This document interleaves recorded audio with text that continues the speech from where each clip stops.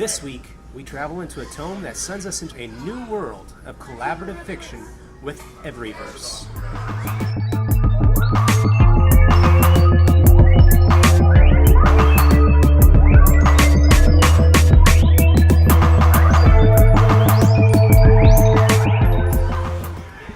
Role-playing gaming has as many descriptions as it has players. To some, it is interactive fiction. To others, it is a shared daydream. For still others, it is a chance to play pretend like a child with the brains of an adult. Most importantly, it is an escape, a chance to cleanse the mind in the stream of another reality, to forget the cares of the daily grind, to realize facets of yourself that may never find expression in real life. All right, well, hi, and thank you so much for reading that for us. This is John, and I'm here for Tome Travelers, and today I'm by myself without my co-hosts. It's just me, but I am here today with Deborah Honig-Parizic. And she is here with her RPG, EVERYVERSE. And today we're actually out in public. We're at a local board game. I guess it's not really a pub, but it's more like a cafe. Board game cafe, yeah, called Tea and Victory in Houston, Texas, which is a really nice location. I really enjoy coming out here. So we're going to go ahead and get started on this. This is our first actual sit down for this show with a game creator. Usually we do our game creators on our Dice Warriors show. But today we're going to delve into it here for Tome Travelers because this one I think fits better with that show. So getting started, usually when we do these games, we always set up moments that everybody might remember from game history or history in general when we do these shows or when the book came out. Now, you and I have now talked. We've been sitting here and talking for a while at the location. But here's things from the game, as far as I could see, released in March of 2016. That was your Kickstarter. That was when the Kickstarter ended. Yes. Yeah. So that year wasn't that long ago, but just to get people back in the mindset of it. So that was the Super Tuesday. It was in that month for the primary elections in March 2016. And the presidential candidates of Hillary Clinton and Donald Trump were cemented for the election that month. Okay. We have the Batman vs. Superman movie premiered that month, which was a huge one. The first Zika virus patient was confirmed in the U.S. Oh my. The U.S. astronaut Scott Kelly returned to Earth after being on the International Space Station for 1 year. I had actually forgotten about that one because I remember when he came back to Earth, he was in containment for a long time. Yes. Because there are questions of his immune system as well as how his body would respond to being back in gravity. Yes, I remember that. So those were like the common events of that year. As far as music goes, and these are some names that are, I'm thinking some of our listeners will know, but not too many other people. One Direction was the top earning musical act of that year. And they're no longer around, but they were a little boy pop group for that year. And for some of the people out there that love memes on the internet and YouTube, that was also the year of the famous Lil Wayne guitar solo that has been mocked and shown a million times since then. Movies, though, of that year. And here's some great movies. Absolutely wonderful movies came out that year. Deadpool was that year.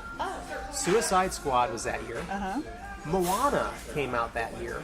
Oh, wow, yeah. And Rogue One, the Star Wars story, came out that year. Really? It's been that long since Rogue One? And yeah, I was just like, wow, that's great. I was a huge fan of Rogue One. My wife absolutely loves Moana. She, for herself, she feels like that's the first Disney princess she's really identified with. Oh, really?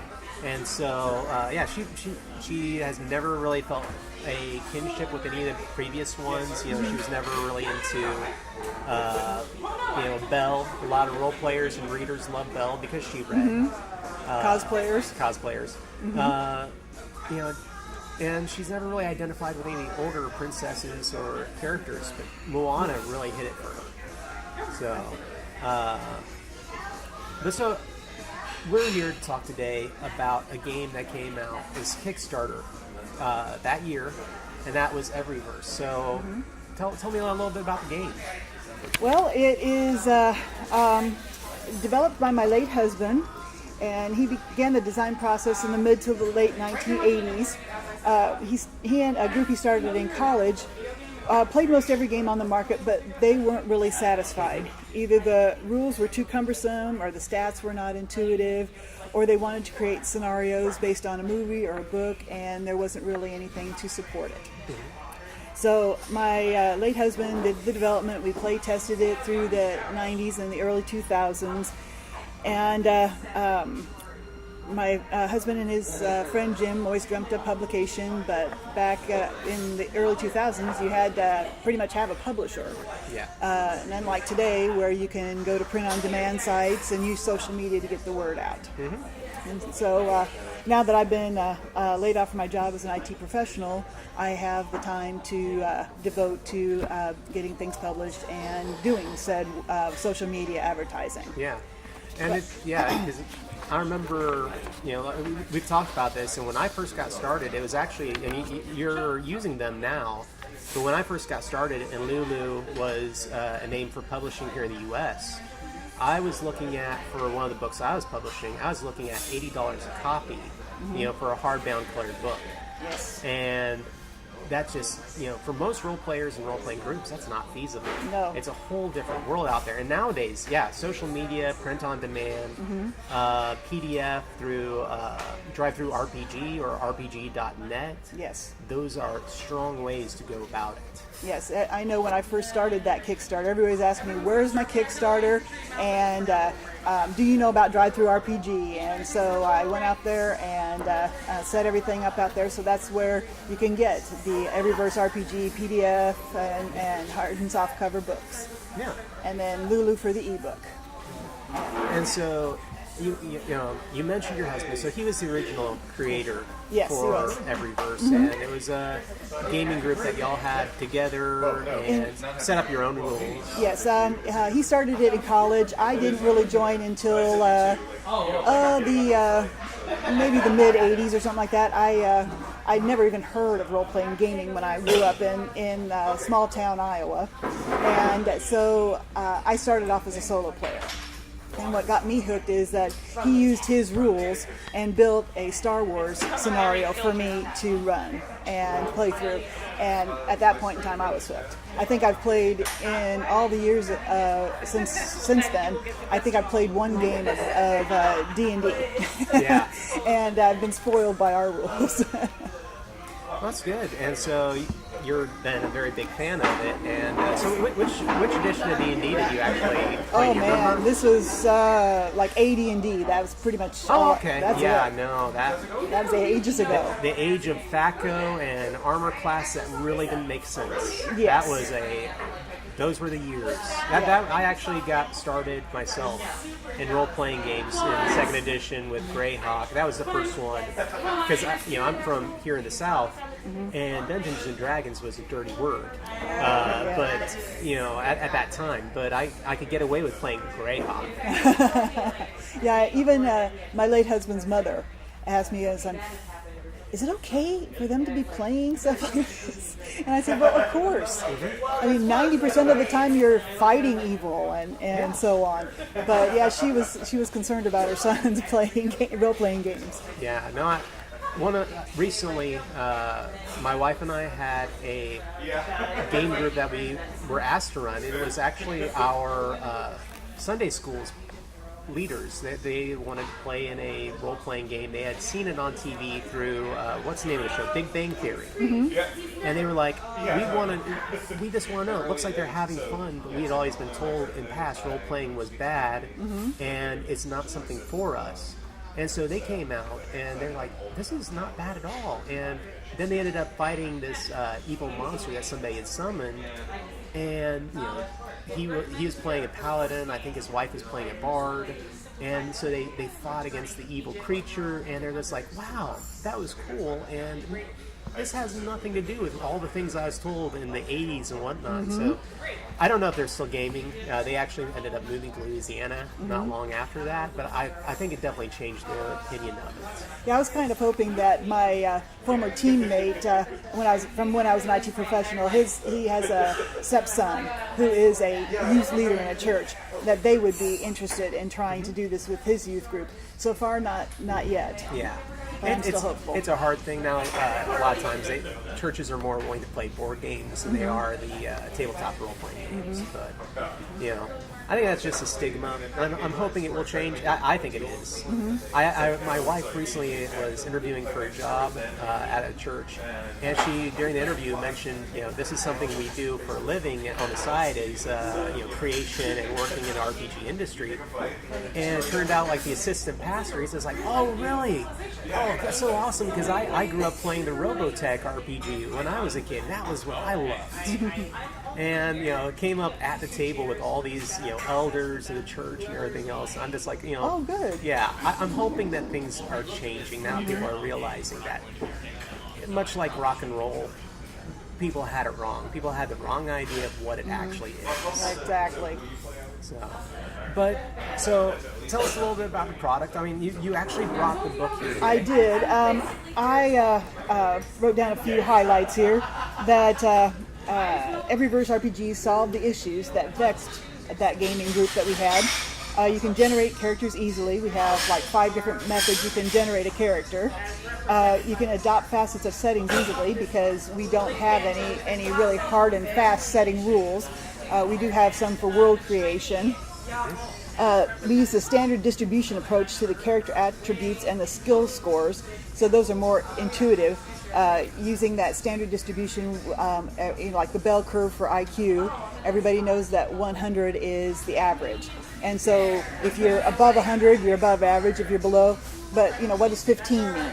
And some skill scores. We have a skills cascade that describes character skills from general to specific. And a skill score is set for each level of that cascade so that you can use a general score, like I have a science background, to try to solve an issue, or you can use something more specific like science with a concentration in psychology to solve a psychological problem if you want to. And we have a single method called the attempt to resolve all actions. And the attempt is, I have the format here, it's just attempt to do whatever action, the applicable skill or score that you're going to use, and any plus or minus modifiers, and the type of attempt, like if it's dangerous or whatever. And then you roll 4d10, find that number on our SD table, and that, once you're in the grid, you can get a score from 60 to 139. And if you rolled at your score or below, your success. Okay. So it's fairly simple. And also we provide tables for converting from other systems to EVERYVERSE RPG. Cool. Yeah. Now that's so basically EVERYVERSE RPG is a central system, and people can branch out from there, right? I mean, because like there are systems out there that do similar. There's a Cypher system, powered by the Apocalypse. So you've created a way for people to mechanics, essentially. Yes, the mechanics. Yeah, I like to think of it as I mentioned before, interactive fiction, and we just provide the structure for it. And I've seen that now, especially since I have recently become a game master and have had all of 4 outings right now. And I ran the same demo 4 different times, and the players just went in 4 different directions. But my basic rules stayed the same. And so there was never anything of whatever, no matter what the players do, they end up here. And back in the AD&D days when I played, we ran into that sometimes. It's like, no matter what they do, they end up here. Well, but I didn't want to go there. Yeah. I wanted to go over here. So that was one of the things I think that having it so open. We had one person give us a review that said the only limitation is the player's imagination. And I was very pleased to get that. That was part of a review from science fiction, fantasy author Wen Spencer. Oh, sweet, yeah. So she is a player, I believe, out in Hawaii with the Hawaii group that really enjoys the game. Good. Yeah, that's, in a lot of the RPGs right now, there seems to be a separation a lot of times in the crowd. There's the rules heavy crunch guys that I call them either railroading or keyhole guys, because they want you to go for a specific answer to every problem that they've created. And if you don't do it, you don't get to proceed. Yeah. So you got to get through the keyhole, you got to stay on the railroads. But then there is this more diverse storytelling crowd where it isn't about finding that keyhole or staying on the tracks that have been provided for you. It's about what can you do with your imagination, what can you explore. And so you feel this game fits more in that category? I do, definitely. And as a game master, I come with a plan. And those 4 groups, none of them followed the plan. Yeah. So it's a challenge for me because I'm winging it then. And so, okay, so give me a second, I got to think about it. Okay, now you can do this. And they'll say, okay, yes, I want to do that. Well, roll them.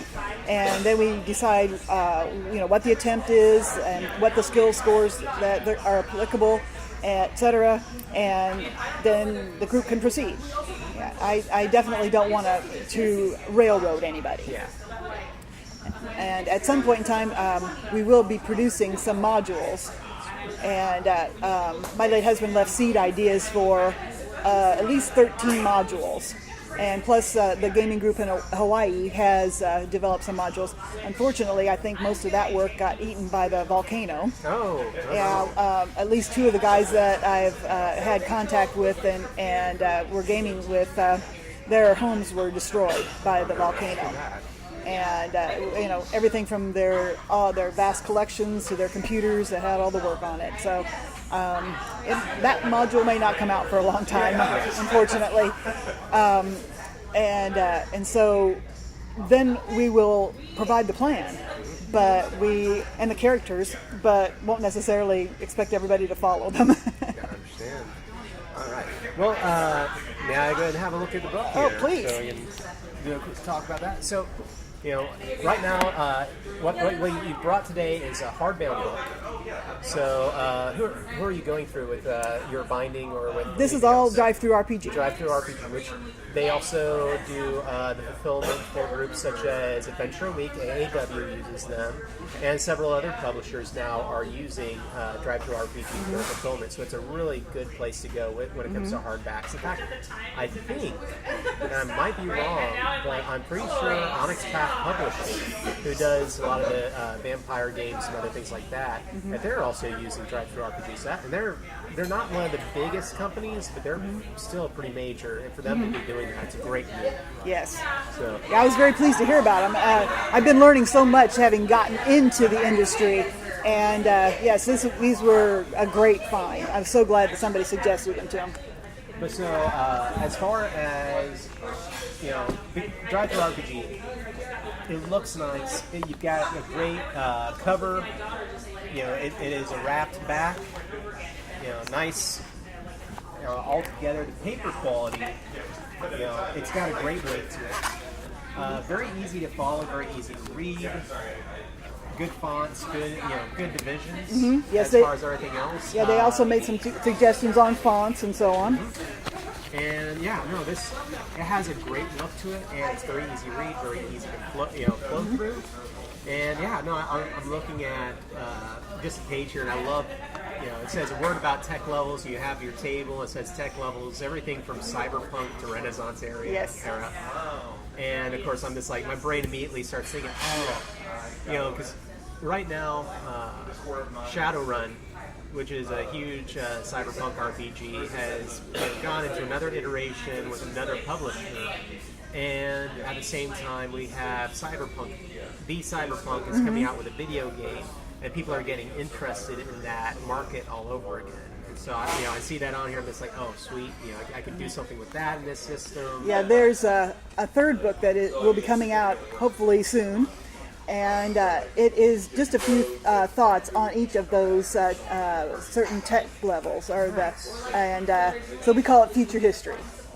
Ah, cool. And Yeah, so definitely. 10,000 years worth of history from more or less contemporary to what could happen up into 10,000 years in the future. I also have some character sheets here that these are what I've been using in the current demos. And so you can see that one of the ways to generate a character is just to have the game master say, I want everybody to have a quality of a certain score. So this one was developed with 110, and then you can you have pairs of scores that set up the whole attribute list. So that quality breaks down into body and mind, and you can shift up to 10 points per pair of scores depending on where you want to focus. These people are going to have some psychic abilities, so we shifted 10 points to the mind, and so the body becomes closer to average. And then on the body side we have physical and motion, so we shifted another 5 points so that this person would be quick, and they would have an average body build. And then that also flows down into the last strength and endurance. On the physical side, motion is coordination and speed. On the mind side, we now have a score of 115. And so the pair of scores from that are influence and intelligence. And we wanted those to be the same, so we gave them 100, each a 115, didn't shift any points. And then those filled out the last 4 columns. Nice, and then yeah. we have a section for equalizers in the middle that they have to. They were going to get some talent scores. That's for our paranormality, and then they had to have a balancer of anxiety of -5. And then here at the bottom we have the skills cascade that I mentioned before. So in the first one we have the skills vehicle, and that is emotion with the primary attribute of 110. And then this person put 3 skill points in it. So they eventually have a skill score of 113 in it.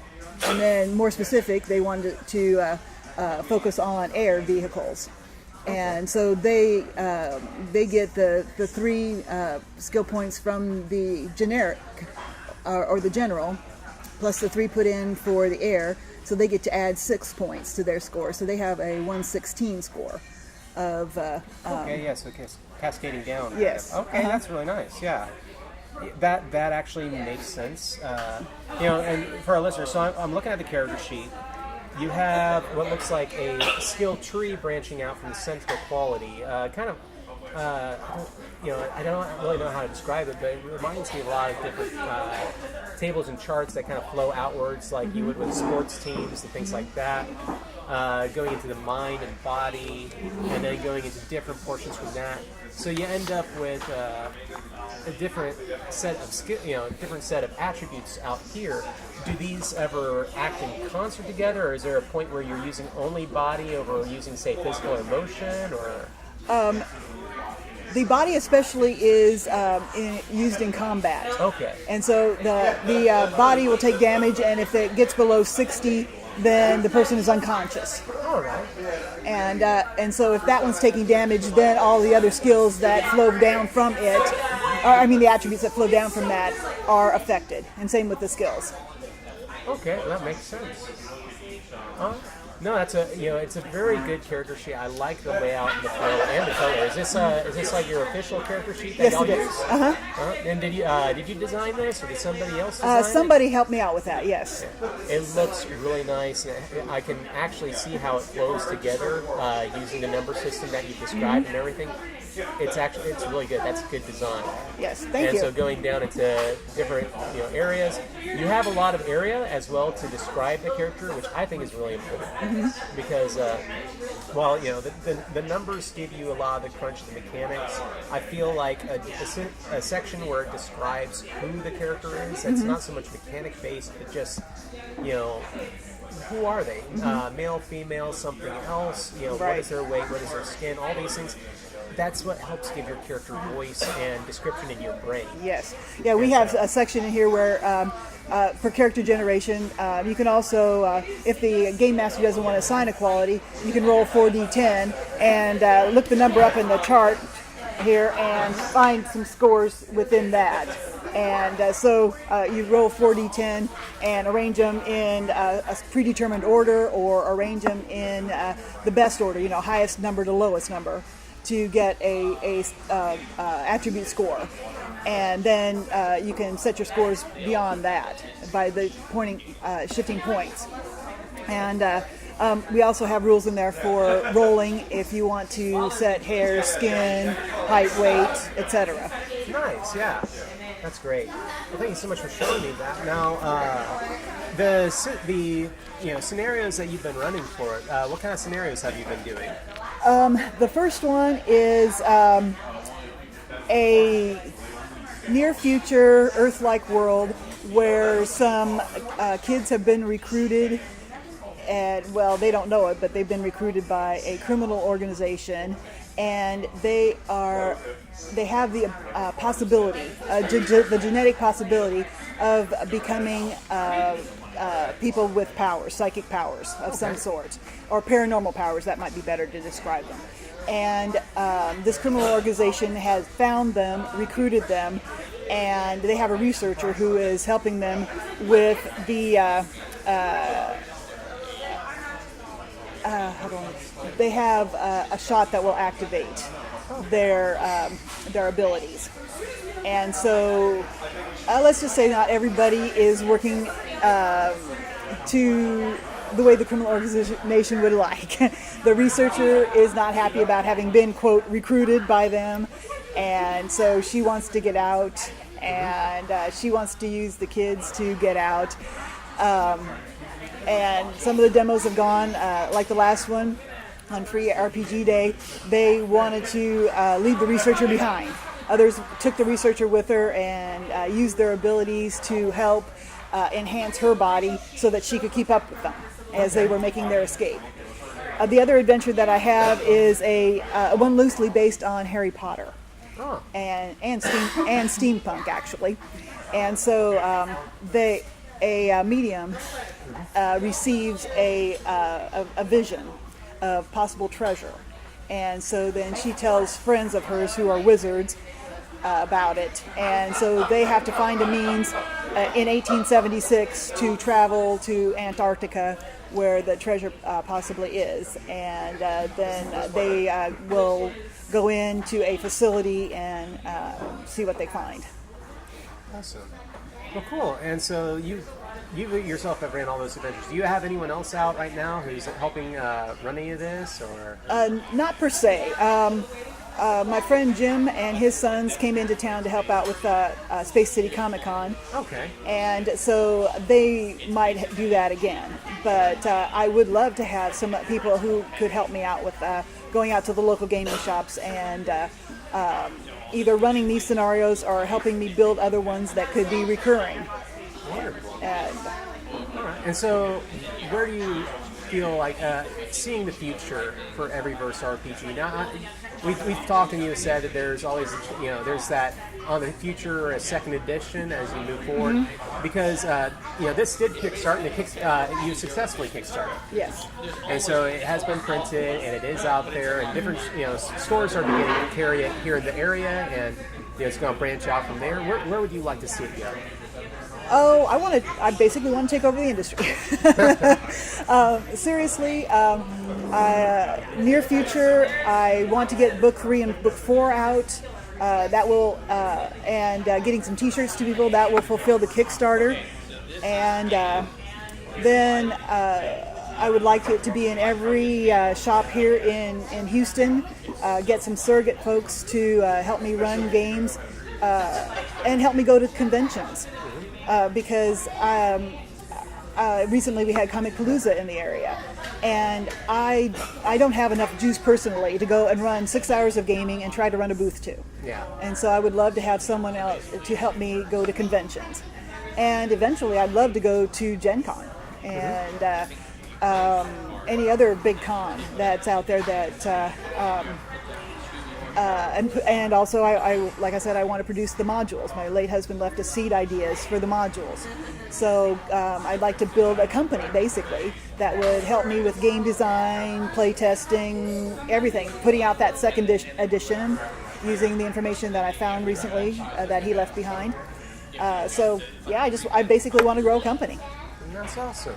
And I do want to say that I think it's absolutely, this might sound odd, but I think it's very beautiful that you are doing this and honoring your late husband. I think it's Thank an you. amazing thing, and it's a way to continue together. And so I think that's beautiful. Thank I you. just want to definitely say that. And that's when you told me about this, because we actually met at Dragon Slayer Comics here in Houston, which is, for our listeners, we got global listeners on this. Dragon Slayer Comics is kind of a staple here in Texas. There's a brand new one that has opened up here in Houston in the last 2 years. And then the other ones people know about are in San Antonio and Austin, and those are huge staples to the community in Texas. It's kind of a Sri Lanka Mecca place that people travel to just to go see them. And so, but we met on Free RPG Day, and you were running demos there. And when you told me about your purpose and you told me about the history, it's like I can resound with that, because I have a game that I want to put out still, that I'm working on, and my wife and I and friends, we've got all these ideas and games, and we end up working on other people's games more than we end up working on our own sometimes. And so when you told me this, I was just like, that's beautiful. And Thank so you. I just want to say thank you so much. And I really do, I think that the system, the artwork of the cover is beautiful. It catches people's attention. And where it goes from there, I see growth potential. And I just want to say thank you so much for coming on the show and showing this to us as well. Thank you so much for having me. All right. Well, thank you guys, and be sure to tune in next time the show comes out. It should be in about 2 to 3 weeks, and we'll see what we got then. Talk to y'all later. You've been listening to Tome Travelers. Please subscribe to get our episodes as soon as they release. For more information about us, check out passionerdly.com, at Passionerdly on Twitter and Instagram, as well as facebook.com/passionerdly. Also, if you're interested in supporting our show, look us up at patreon.com/passionerdly. Once again, thank you for listening. This has been a production of the Southgate Media Group. For more podcasts like this one, head over to southgatemediagroup.com.